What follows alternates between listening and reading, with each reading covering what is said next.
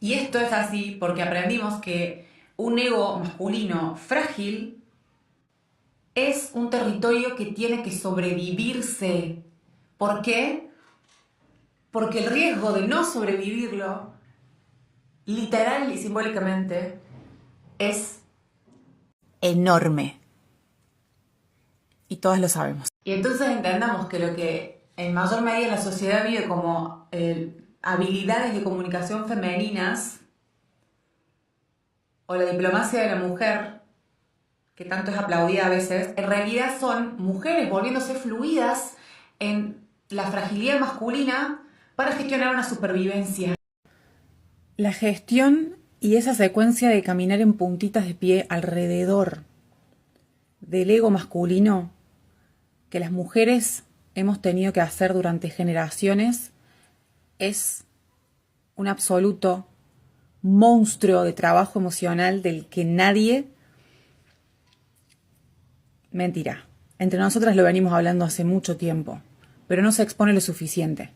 Y entre varones no es algo que se escuche hablar. Esto es algo que escribí y traduje, inspirada de diferentes contenidos, pero que es una charla que no es nueva para mí. Escuchen. El trabajo emocional que hacen las mujeres para envolver el ego masculino en plástico de burbujas es uno de los trabajos más intensivos y al mismo tiempo más invisibles que existen en cualquier relación heterosexual. Y yo diría que no en cualquier relación heterosexual solamente.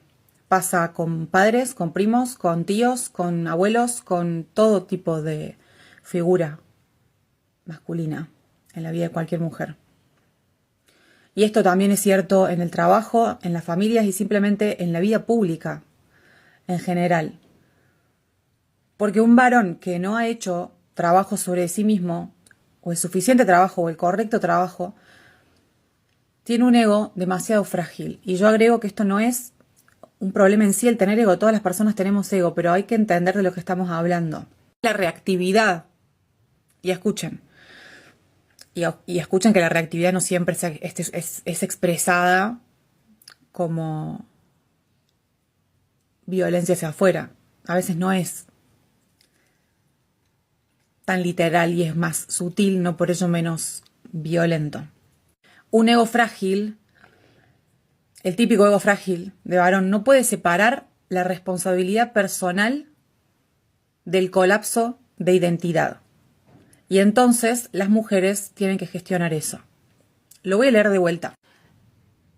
Un varón con un ego frágil no puede separar cognitivamente, psicológicamente, o no elige hacerlo, el hecho de tomar responsabilidad afectiva en una situación cualquiera sea, donde le correspondría tomar responsabilidad, lidiar con las sensaciones que le genera, verse a sí mismo como una persona que hace X o Y o que genera tal cosa en la otra persona, etcétera, etcétera, etcétera, largo etcétera, porque eso desafía su identidad y siempre defienden su identidad previa en vez de un crecimiento personal real.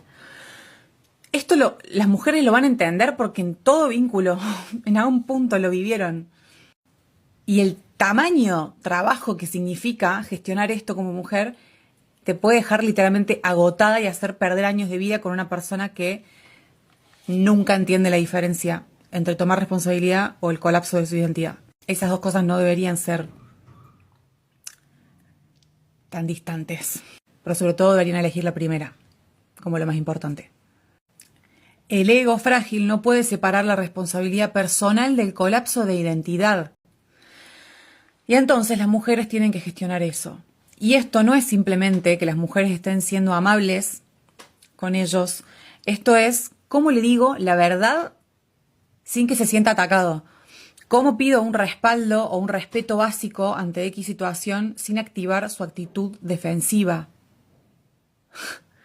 Toda esta gestión es trabajo. Y esto,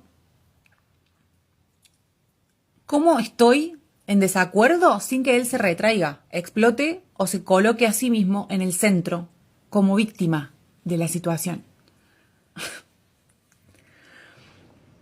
Todo esto es trabajo emocional y Siento que las mujeres son entrenadas para hacer esto desde muy temprana edad en la vida. Y siempre han tenido que aprender a suavizar lo que nos están, lo que se les pide a los varones. Cualquier cosa. Y esto se ve de miles de maneras, pero en vez de decir no, por ejemplo, cuando hace falta decir no, decimos quizás tal cosa o armamos miles de oraciones elegantes para poder amortiguar o pedir algo intentando que el mensaje llegue para que la otra persona no reaccione de ese ego que imposibilita cualquier conexión o intercambio necesario, aunque incomode. Y acá hay otra que creo que pesa muchísimo, que es cuando nosotras mencionamos el daño que se nos hizo en X situación con un varón, terminamos teniendo que consolarlo a él, que es la misma persona que lo causó. Y nada de esto es porque las mujeres seamos más diplomáticas que los varones, es porque millones de mujeres lo hemos aprendido sistemáticamente a lo largo de las experiencias y del tiempo, a través del sufrimiento y como método de supervivencia.